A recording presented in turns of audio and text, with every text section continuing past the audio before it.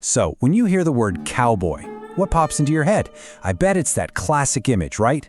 A lone rider on a horse, silhouetted against a big dramatic sunset, the master of the frontier. Well, today we're gonna peel back that shiny Hollywood myth and get to the dusty and, sometimes pretty thorny reality of it all. Let's dig in to what it was really like. And this, right here, just nails the difference between the legend and the real deal. Over on the left, you've got the myth we all know. The lone hero, the unbeatable gunslinger. But the truth we're about to explore through a real first-hand account was way more about teamwork, backbreaking labor, and, well, let's just say some pretty embarrassing run-ins with cacti. You know, our guide into this world isn't some fancy Hollywood script. Nope, we're getting the story straight from the horse's mouth, so to speak. This is from the personal memoir of a guy named S.B. Brite, who actually lived this life back in the late 1800s. And get this, he called his story a thorny experience. That title alone tells you pretty much everything you need to know about what's coming. And here he is, in his own words. Brite doesn't kick things off by bragging about how tough he was. He starts with a confession. He says that, just like a lot of young guys, he had to sow his wild oats. And then he admits he sowed all of the money I made right along with the oats. I mean, it's just such a human, totally relatable way to start a story, isn't it? Okay, so let's get to the absolute heart of the cowboy experience, the trail drive. Now, this was no scenic adventure. For Brite, it was a long series of thorny challenges. We're talking real danger, pure drudgery, and the occasional desperate bit of what he called Providence, or just plain old luck. Just to give you a little context here, this wasn't some one-off thing for Brite, this was his actual career. You can see he did 2 huge trail drives, one in '82 and another in '84, and after that, he spent 7 years working on the Tigray Ranch. This was his life, his day in, day out job. So what was his job on these epic drives? Oh, just the absolute worst one. He was driving the drag. That means he was stuck at the very back of the herd with all the weak and slow cattle, literally eating dust all day long.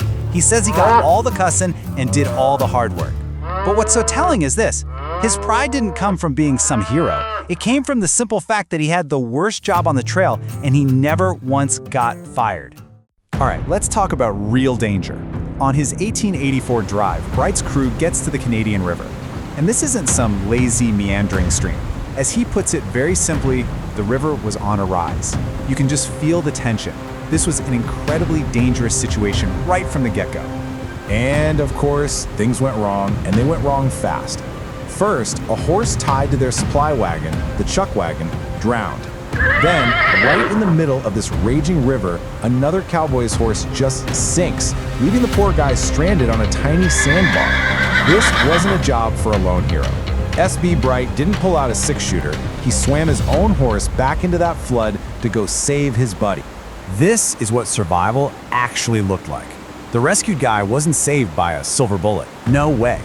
Brite had him grab onto his horse's tail, and they just let the animal pull him to safety. The man said later that the horse's tail felt like the hand of Providence.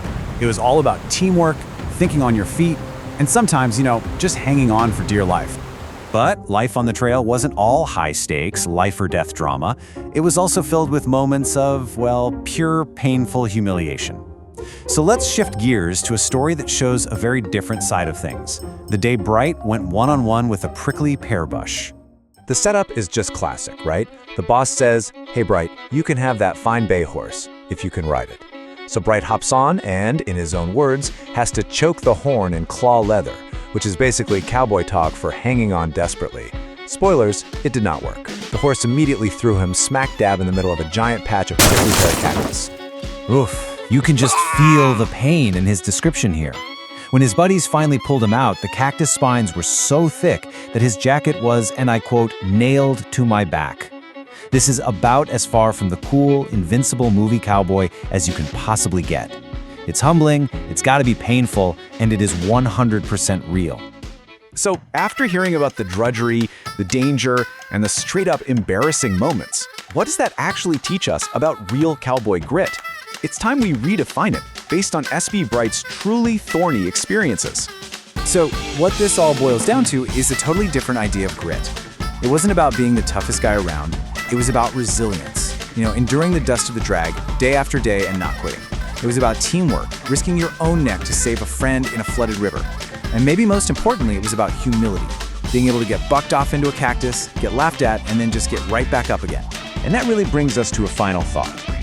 Brite's story just strips away all the romance and leaves us with something much more real, much more useful.